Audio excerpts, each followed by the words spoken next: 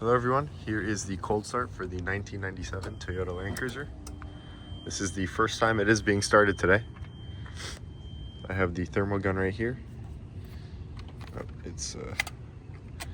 Okay. So as you can tell, the engine is sitting at 56 degrees. It's down there. 63 in one spot. Going over here.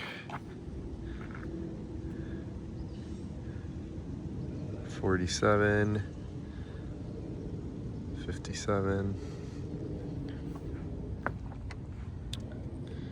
All right, fire up.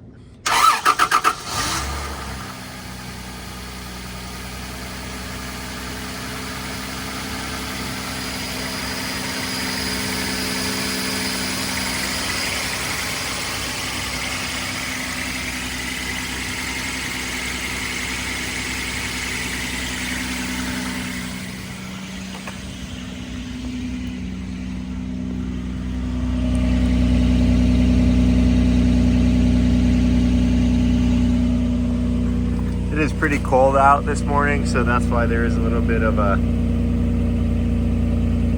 condensation from the smoke, but as you can tell, it clears